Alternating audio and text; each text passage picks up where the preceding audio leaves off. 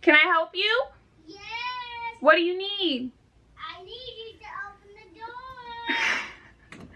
Why do you need me to open the door, Kanu? Do you want to say hi? To what? To the camera. To not to. I need you to go watch a movie, okay? And then I'll come find you when I'm done, okay? I do not want to go back. Oh, I don't think you want to film this video with me because you didn't read any of the books I read this month. Huh? You didn't read any of these books with me, did you? Fine. No. Hi everyone, it's Jayla. Welcome back to another video. Today I'm going to be talking about everything that I read in the month of May and the readathon I failed, which is unsurprising to everyone who has ever subscribed to this channel. Some housekeeping real quick before we get started, but happy Pride Month everybody. It's June and I hope that everyone who is celebrating Pride is out, well I mean, as out as you can be.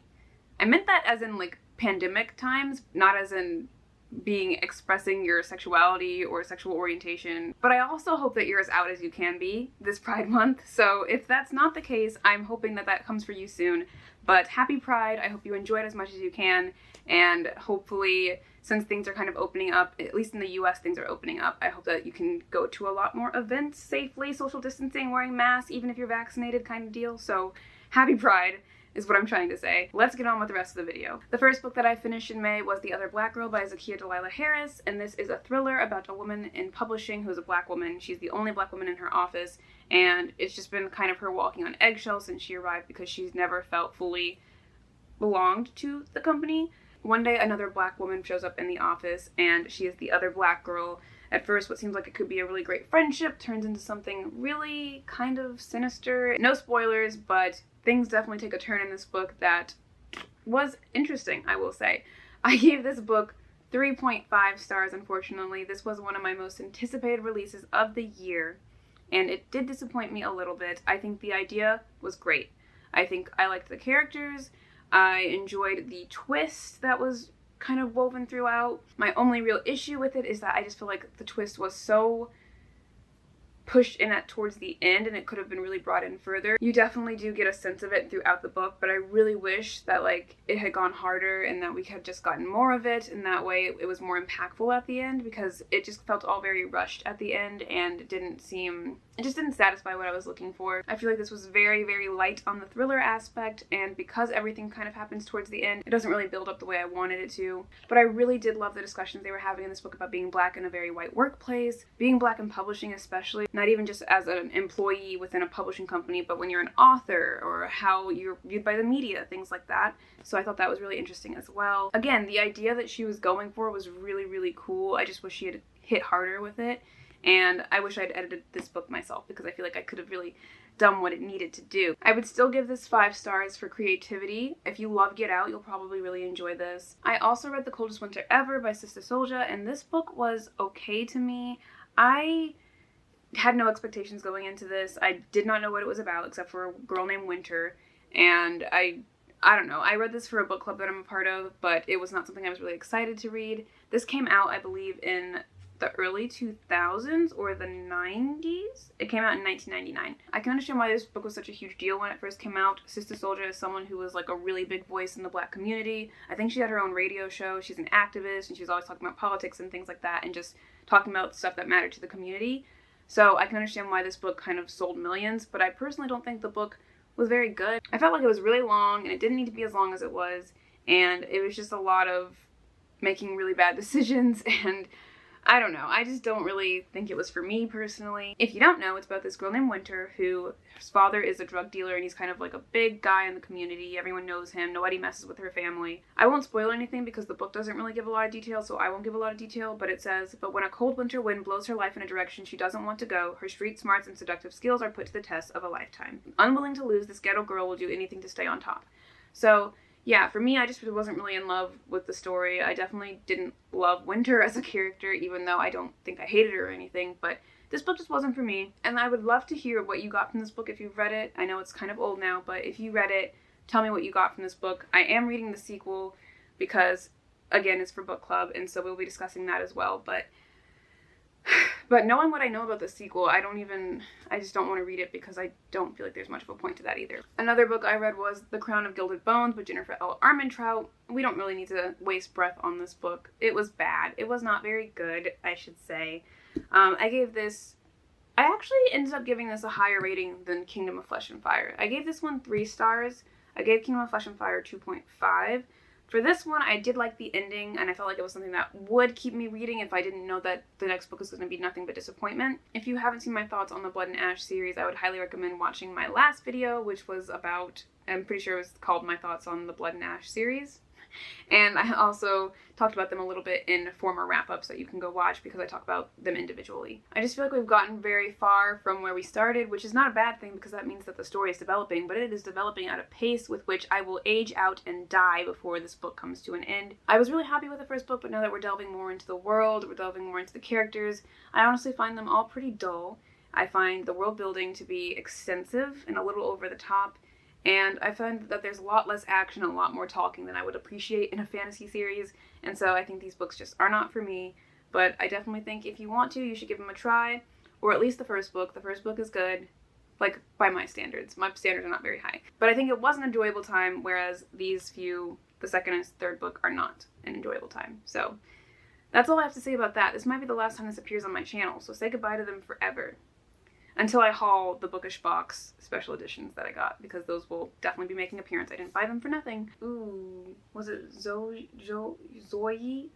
Another book I read in May was Getaway by Zoya Stage. Again, could be saying this wrong, but I did learn that it's Zoya and not Zoe, which is what I said last time. This one was a solid read. I gave it like 3.75 stars.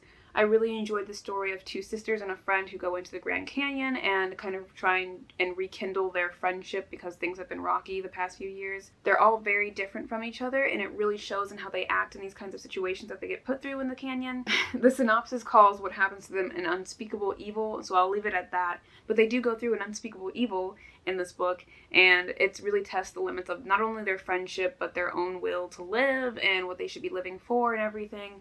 And I really enjoyed the stakes in this, although I will say at some points I was like, this doesn't seem like it should be as serious as it is, and we like could get out of this easily. Just a little bit. Like, it just, I wonder what I would do in the situations that they were put through in this book. But I do think I really still enjoyed it. There's an abundance of trauma in this book, and I found it really interesting to discuss because we were talking about our main character, Imogene, is like the main character, and we're in her head for the entire book, and she has been through a lot in her, I think she's like 30 something in this book. She's been through it, really. And so to go through another traumatic experience while dealing with the trauma from her past was really interesting to see her develop as a character, so I really enjoyed that. We definitely have some content warnings in this book. You should look out for sexual assault, there's gun violence, general violence, an abundance of things. So look into that before hopping into this one. On a much lighter note, I read Heartstopper Volume 3 by Alice Oseman, and it gave exactly what I needed, but also not, because these books constantly make me so lonely. I'm not going to beat you over the head with the fact that these books make me feel sad because I'm alone forever, and I do say that a lot, so I'm going to stop saying it because I need to stop exposing my business like this. But anyway, love this book. In this one, they take a school trip, and it's really fun seeing Nick and Charlie get to be more together, spend more time alone with each other, learn more about each other, definitely discussing some serious topics in here as well. And so I like that their relationship is developing and maturing a little bit, and so they can have deeper discussions and like confront each other about things instead of just like the cutesy, I like him, he likes me, let's hold hands, which I love. The cutesy let's hold hands stuff, don't get me wrong, but I really enjoy that their characters are developing and becoming a little more complex. Not that they weren't complex from the start, but I'm gonna stop talking because I really enjoyed this and you should read it. If you haven't read Heartstopper, read Heartstopper. It's great. I read My Lesbian Experience with Loneliness by Nagatakabe. I think that's how you would say it. This is a Japanese manga, and it is about this woman who is 28 years old. She has no confidence, she has no direction in life, and she's never had sex. It's about her trying to confront her anxiety, depression, and just like severe loneliness. Definitely content warnings in here for self-harm, depression, a host of just different dark thoughts, suicidal ideation, things like that. And it's a heavy read for something that looks kind of comical on the outside and bright. I did expect this to be funnier. I think that's part of the reason that I didn't love it so much. I think I didn't rate this on Goodreads. I feel like I like internally gave it 3 stars, but I don't feel comfortable doing that because this is someone's experience, and just because I was expecting to laugh a little more doesn't mean that it's a bad book. I don't know. I think as far as me learning a lot more about mental illness, this was a really, really good read. But as far as my enjoyment of it, I struggled to enjoy it a little bit. It was fascinating, but sometimes I really just wanted to look away. So again, I think it is a strong read. Really made me think about my own self and my own happiness and like what I can do to make my life what I want it to be, I guess. I won't get into that because that'll just open a whole bunch of cans of worms. But I think this was a good read. I was expecting it to be a little more humorous and not so dark, but that's depression for you, right? And finally, I read The Bone Witch by Rin Chipeko.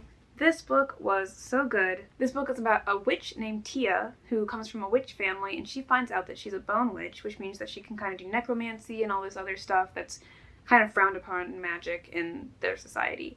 So people are afraid of her, but they also need her for a lot of things. So she becomes this really important figure, and she ends up being taken under the wing of another bone witch who teaches her how to use her powers and teaches her responsibilities as a bone witch. I really enjoyed this book. I was not going into it with any expectations, except that I wanted to love it, and I'm glad that I did. The only thing I didn't love is that the character is very young, and so I wasn't really in the mood to be in a young character's head, but I think she's like 12 or 13 or 14, one of those ages when this book starts, and I like how it jumps in time. I think she's a little bit older as she narrates the book. So basically what happens, and this is how it starts, so it's not really a spoiler, but you find out that the story is being told in a narrative way where it's like she's telling the story to someone else and like how she ended up where she is today.